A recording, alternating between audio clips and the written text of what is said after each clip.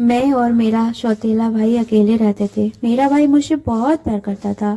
जब मेरी शादी हुई तो मैं भाई को अपने साथ ले गई। वो रोज रात को इलायची वाला दूध हम दोनों को पिलाता था। हम गहरी नींद में सो जाते थे।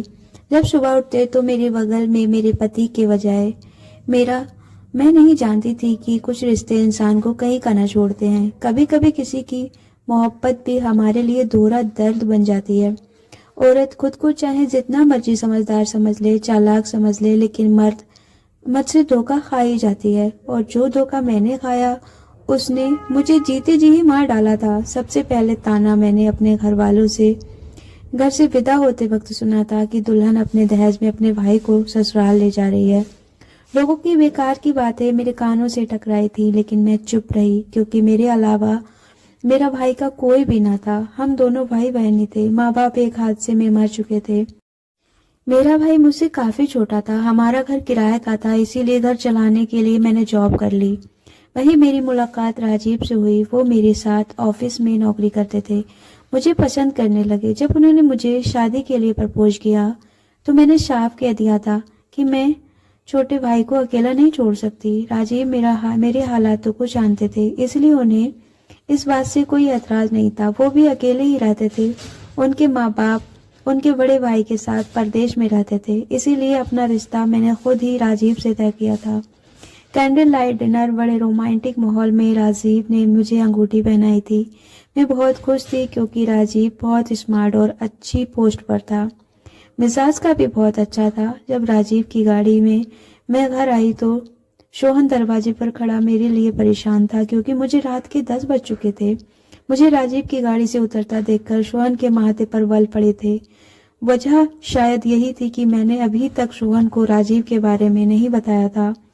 मैं घर के अंदर आई तो वो मेरा 17 साल का भाई मुझ पर रौब जमाते हुए पूछने लगा, दीदी कौन था ये आदमी? मैंने उसे राजीव के बारे में सब कुछ बताते हुए अंगूठी भी दिखाई जो उसने मुझे पहनाई थी। वो मुझे गुस्से से देख रहा था। कहने लगा, मुझे ये आदमी पसंद नहीं है, देख लेना दीदी, ये मुझे आपसे अलग कर देगा।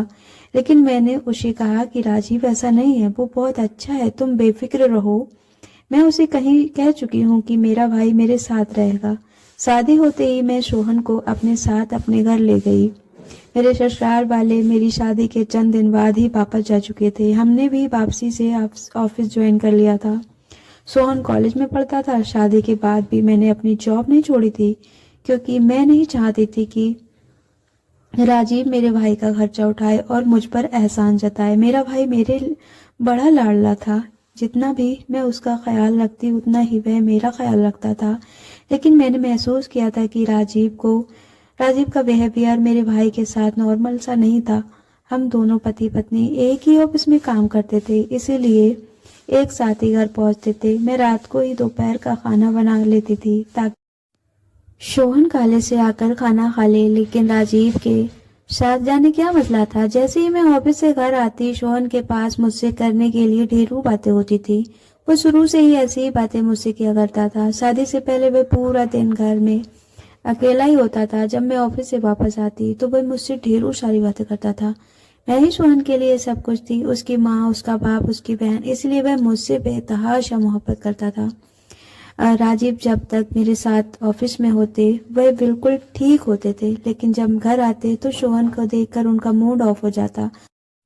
हालांकि हमारे आने पर वह हमें खाना गर्म करके देता था और खाने के बाद चाय भी बना कर देता था, लेकिन राजीव उसकी बात में का जवाब नहीं देते थे। शुरू शुरू में सोहन ने बहुत कोशिश की थी कि राजीव से घुल मिल जाए, लेकिन राजीव का उखड़ा उखड़ा अंदाज देखकर वह उससे बातें तक करना पसंद नहीं करता था।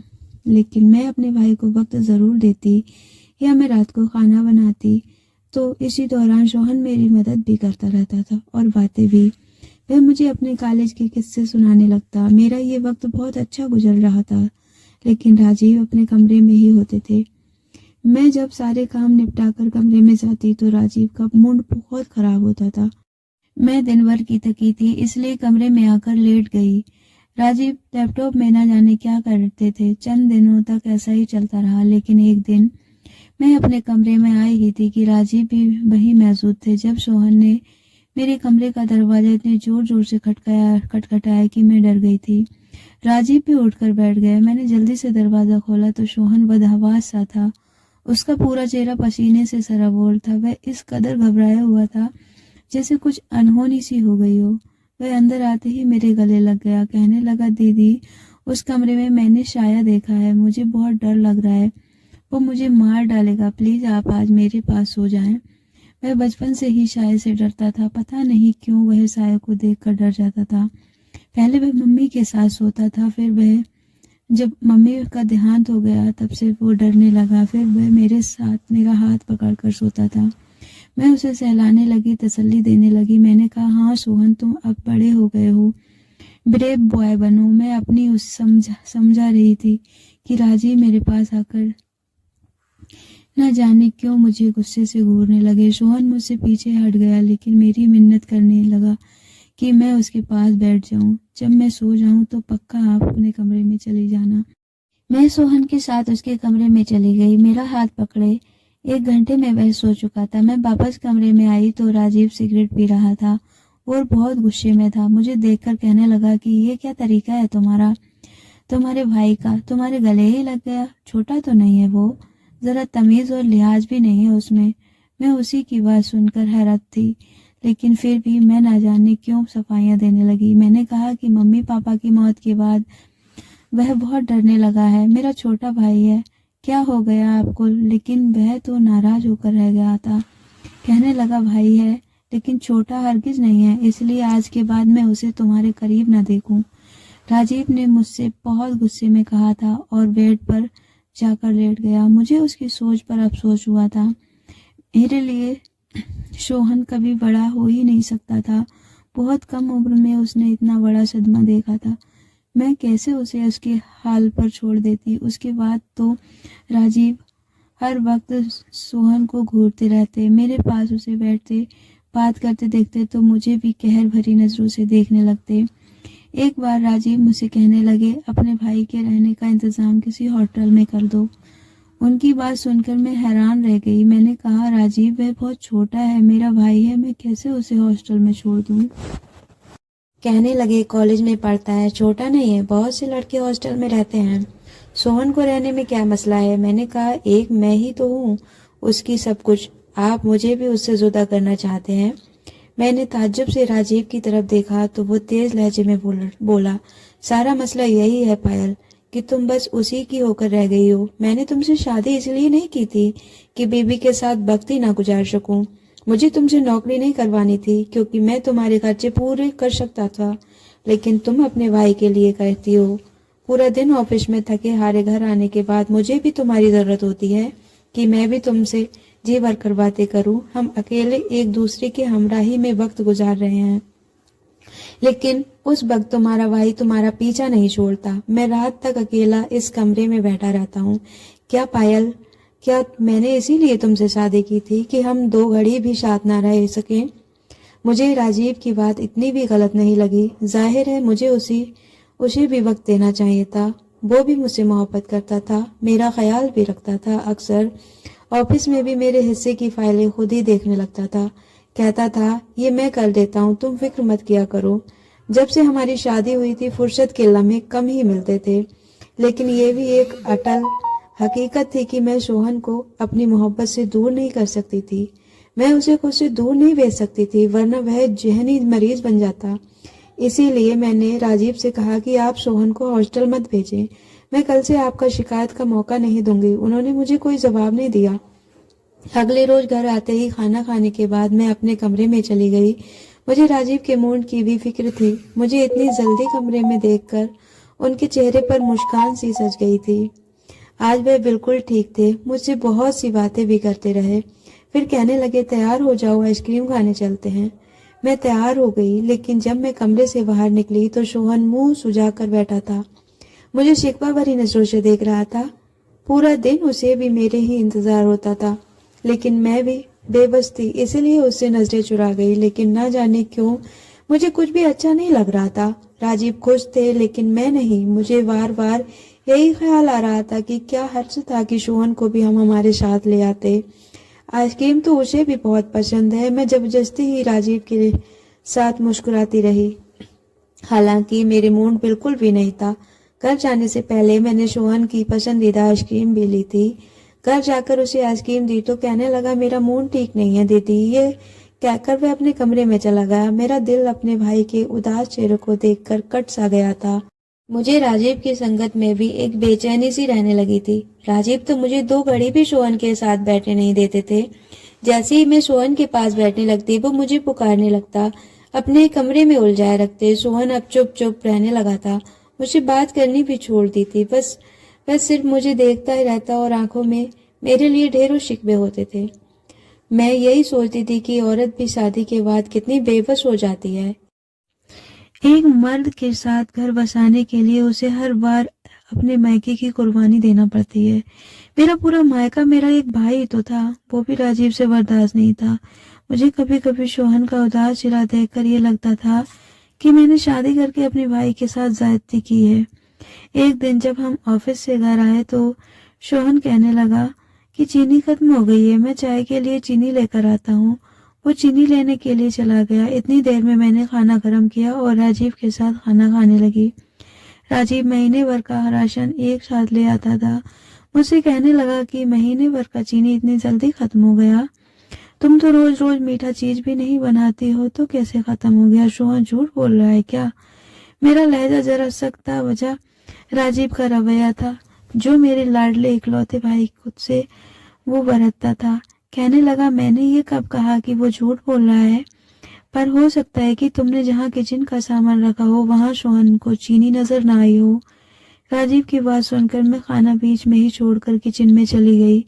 राशन के डिब्बे देखे तो चीनी सचमुच नहीं थी। मैंने वो डिब्बा राजीव को लाकर दिखा दिया। मैंने कहा, मेरा भाई झूठ नहीं बोल रहा है। वो कहने लगे, तुम क्यों बात को बढ़ा रही हो, आओ ना। वो भी गुस्से से मुझसे बात करने लगे। मैंने कहा, क्योंकि आपका रवैया मेरे भाई के साथ ऐसा ही है। वो मेरी बात पर कुछ देर तो कुछ ना बोले, फिर कहने लगे, ठीक है, मैं कुछ नहीं कहता, उसे जो जी आए करो।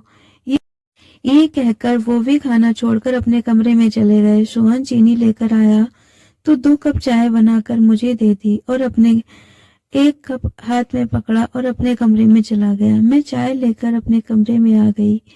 मैंने चाय राजीव को दी थी और खुद ही उससे माफी भी मांग ली थी, क्योंकि मैं मोहब्बत करती थी राजीव से। ना मैं उसे नाराज दे सकती थी और ना अपने भाई को उदास। लेकिन जैसे ही मैंने और राजीव ने चाय पी, कुछ देर बाद ही दोनों नींद आने लगी। ऐसी गहरी नींद आई कि सुबह आँख खुली। मुझे हैरत सी होने लगी कि मैं कैसे इतनी देर तक नींद में सो गई। मैंने तो रात को खाना भी नहीं बनाया और इस वक्त ऑफिस के लिए भी देर हो रही है। राजीव का भी यही हाल था। जल्दी में हम लोग तैयार होकर बाहर निकले तो सोहन कॉलेज के लिए तैयार था। लेकिन जब मेरी नजर किचन में पड़ी तो मेरे होश उड़ गए। पूरा किचन का सामान बिखरा पड़ा था। राशन के डिब्बे गिरे हुए थे। महीने भर का राशन बर्बाद हो चुका था। आटा, दाल, चावल, सभी सामान जमीन पर गिरा हुआ पड़ा था और चूहे मार दवा खुली पड़ी थी। राजीव तो ये देखकर परेशान हो गए। कहने लगे, ये सब किसने किया है? हजारों रुपयों का राशन मिट्टी में मिल चुका था। न जाने क्यों वह सोहन को देख रहे थे। वो खुद बड़ी हैरानी से किचन की बिगड़ी हालत देख रहा था। कहने लगा कि मुझे तो रात को ऐसी नींद आई कि मैं भी अभी सोकर उठा हूँ। मुझे लग रहा है कि बिल्ली आई होगी। अक्सर किचन के रोशनदार से अंदर आ जाती है। राजीव ने घड़ी देखी। मुझसे कहने लगे कि तुम आज ऑफिस ना जाओ, किचन का हालत बिगड़ का हुआ है, तुम साफ सफाई कर लो, मैं बॉस से बात कर लूंगा। मुझे भी यही सही लगा, क्योंकि किचन की बहुत बुरी हालत हो रही थी। राजीव के जाते ही सोहन कहने लगा, दीदी आज मैं भी कॉलेज नहीं जाऊंगा, आज हम मिलकर खूब बातें करेंगे। मैंने एक तीखी नजर उस पर डाली। मैंने कहा, क्या ये तुमने किया है? सिर्फ मेरी बात पर उसका रंग उड़ गया। मुझे लगा शायद राजीव उसे मेरे पास बैठने नहीं देता, इसलिए उसने ये सब किया है। लेकिन वो कहने लगा, नहीं दीदी, सच्ची मुझे तो नहीं पता। सोहन ने मेरे साथ किचन साफ करवाया, फिर खाना भी बनवाया। आज मैंने सोहन का पसंद की बिरयानी बनाई थी। हमने खूब बातें की। रात को जब राजीव घर आए तो राशन का सामान लेकर आए थे। सारा सामान मुझे पकड़ाया, फिर तो ये रोज का ही होने लगा। सोहन अपने लिए चाय बनाता, चाय पीने के बाद हमें नींद आ जाती। हालांकि वही चाय वो भी खुद पीता था, और उसके बाद जब सुबह आँख खुलती तो घर का सामान बिखरा हुआ था। राजीव को लगता था कि ये सामान सोहन जानबूझकर करता है, लेकिन वो नम आंखों से मुझे देखकर कहता, दीदी सच्ची मैं नहीं जानता ये क्या है। मैं तो रात को बहुत गहरी नींद में सोया था। राजीव भाई जो चीनी लाए थे वही डाली थी, लेकिन एक दिन जो हुआ मेरा सब कुछ खत्म हो गया। रात का खाना खाने के बाद जब सोहन चाय बनाने के लिए खड़ा हुआ तो राजीव ने उसे रोक दिया। कहने लगा, पायल चाय आज तुम बनाओ, मुझे तुम्हारे हाथ की चाय पीनी है। मैं उठकर किचन में चली गई। चाय बनाकर कप मैंने डाइनिंग टेबल पर रखा तो राजीव न जाने किस बात पर सोहन को गुस्से से घूर रहे थे।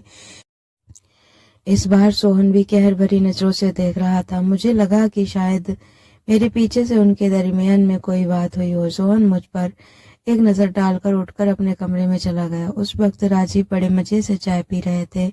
मैंने पूछा कि क्या आपकी सोहन से कोई बात हुई है जो वो उठकर चला गया। कहने लगे, नहीं, मैं उसे क्यों कुछ कहूँगा। राजीव ने तो साफ मुकर गए थे, लेकिन अगले रोज सोहन को मैंने बैग के साथ अपने कमरे से निकलते देखा तो मैं परेशान सी हो गई। मैंने कहा, तुम कहाँ जा रहे हो इस वक्त। कहने लगा, यहाँ नहीं रहूंगा, कहीं भी चला जाऊंगा। ये बात सुनकर मैंने राजीव की तरफ देखा। वो नजरें चुरा गए।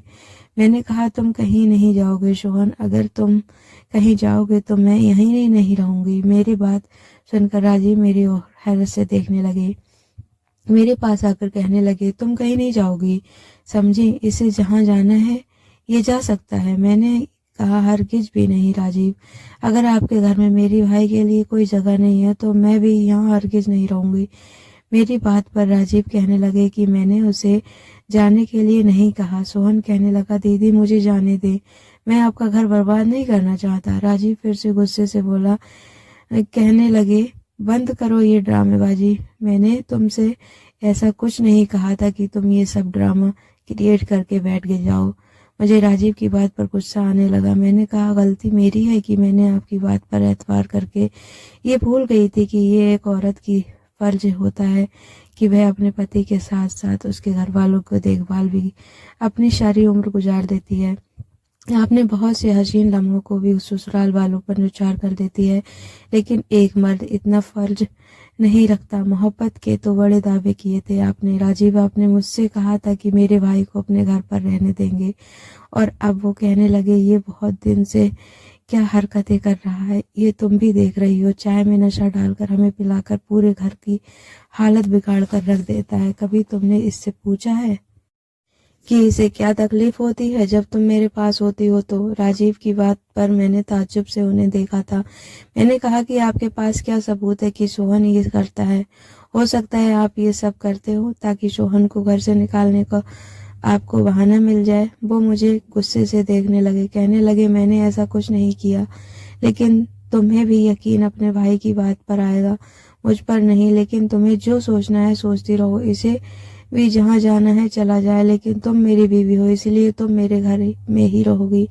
मैंने कहा कि मुझे ऐसा कोई रिश्ता नहीं निभाना जिसकी खातिर मुझे अपने भाई को छोड़ना पड़े। वह मुझे बहुत गौर से देखने लगे। शायद उन्हें मुझसे ऐसी जवाब की उम्मीद नहीं थी। कहने लगे, ठीक है, जाओ, चली जाओ यहाँ से। मैं भी तुम्हारी मिन्नतें नहीं करूँगा और ना ही तुम्हें मनाने आऊँगा। मैंने ही मोहब्बत एक गलत लड़की से कर ली जिसे मुझसे कोई भी लगाव नहीं था। जाओ पायल, जाकर अपने रिश्ते निभाओ। वह गुस्से से मुझसे कहने लगे। मैं सोहन के साथ ही बाहर निकल गई। एक किराए का घर लिया। राजीव के ऑफिस से नौकरी छोड़कर मैंने कहीं और जॉब कर ली। सोहन बहुत खुश था। मैंने खुद को बहुत बिजी कर लिया। मैं राजीव को सोचना भी नहीं चाहती थी, लेकिन कुछ चीजें इंसान के बस में नहीं होती, जिनमें मैं एक मेरे लिए राजीव की मोहब्बत थी। सोहन अब भी मुझसे बहुत मोहब्बत करता था। वक्त गुजरने लगा था। अब वह इस काबिल हो गया था कि नौकरी करने लगा था। मुझसे कहने लगा कि अब आपको नौकरी करने की कोई ज़रूरत नहीं है। मैंने भी जॉब छोड़ दी। सोहन से उसकी शादी के लिए कहा तो कहने लगा कि पहले आप शादी कर ले दीदी। मैंने कहा कि अब ऐसी कोई ख्वाहिश नहीं है। फिर मैं अब भी राजीव की पत्नी हूँ, लेकिन वो ना जाने कहाँ जा चुका है। तुम हो ना सोहन, तुम्हारी शादी होगी, बच्चे होंगे, मेरी भी दिल लग जाएगा। मेरी बात सुनकर वो कुछ गुमसुम सा मेरे पास बैठ गया। कहने लगा, मुझे शादी नहीं करनी, वो लड़की मुझे आपसे जुदा कर देगी। मैंने कहा, क्यों जुदा करेगी बहन? बहन भाइयों के रिश्ते कभी नहीं टूटते। कहने लगा, आप जैसा हौसला शायद मुझ में नहीं है, या शायद कल को वही वक्त मुझ पर भी आ जाए जो आप पर आया था। तो आपने तो मेरा साथ दिया था। मैंने कहा कि जरूरी तो नहीं कि तुम्हारी बीवी राजीव जैसी हो। सोहन ने अपनी एक कुलीग से शादी कर ली थी, लेकिन वो मुझे बर्दाश्त नहीं करती थी। उसे सोहन पूरी तरह चाहिए था। उसकी संगत में उसे मेरा वजूद बुरा लगने लगा था। अब तो सोहन भी बदलने लगा था। मैं एक नौकरानी सामान की तरह एक कोने में पड़ी रहती थी। वह कई कई दिन मुझे पूछने तक नहीं आता था। वह दोनों मियाँ बीवी आपस में खुश रहते, हंसते बोलते। एक बार मैंने उससे कहा कि सोहन, तुम तो मुझे भूल ही गए हो। कहने लगा, पूजा को मेरा वक्त चाहिए था, और मैंने कहा कि मुझे नहीं चाहिए। फिर कहने लगा कि मुझसे बहुत बड़ी गलती हो गई, मैंने आपके साथ अच्छा नहीं किया। मैंने कहा कि क्या मतलब? कहने लगा कि जिस वक्त आपकी शादी हुई थी तो राजीव भाई को आपका वक्त चाहिए था, लेकिन ये बात मुझे ना समझ में आ रही थी। मुझे बर्दाश्त नहीं होती थी, इसीलिए आपको उनसे दूर रखने का बहाना ढूंढता था। कभी घर जाने का बहाना, कभी नशा वाली चाय खिला देता, घर का बखेल देता। ये सब मैंने ही किया था, लेकिन मैं ये भी नहीं जानता था कि आप मुझसे जितनी मोहब्बत करती हैं, मेरी ही बात पर भरोसा करेंगी। उस दिन राजीव भाई आपसे सच कह रहे थे। वो मुझसे कुछ भी नहीं कहते, बस यही कहते थे कि तुम क्यों अपनी बहन का घर खराब कर रहे हो। लेकिन मैंने ही बात का बतंगड़ बना दिया था। लेकिन मुझे उस वक्त ये बात समझ में नहीं आई थी, जो अब पूजा की मौजूदगी में समझ में आ गई है। मुझे माफ कर दो दीदी, मैं आपसे बहुत मोहब्बत करता था, इसीलिए खुद गर्ज हो गया था। उसकी बात सुनकर मैं उसे क्या कहती कि कितनी आसानी से तुम्हारी मोहब्बत ने मुझे बर्बाद कर दिया सोहन। वरना मेरा भी पति और बच्चे होते, अपना घर होता। उसने तो 10 मिनट में अपने किए की माफी मांगी और अपने कमरे में चला गया, और मेरी तो सारी जिंदगी तन्हाई के हवाले कर गया था। मैं रोने लगी। किससे सिकवा गिला करती? एक भाई की मोहब्बत ने फिर से एक बहन को कड़ा इम्तिहान लिया था। दोस्तों, उम्मीद करती हूँ आपको हमारी कहानी पसंद आई होगी। कहानी पसंद आई है तो वीडियो को लाइक करें, चैनल पर नए हैं तो चैनल को सब्सक्राइब करें और बेल आइकन को ज़रूर दबाएं ताकि अगली वीडियो का नोटिफिकेशन सबसे पहले आपको मिले। Thanks for watching.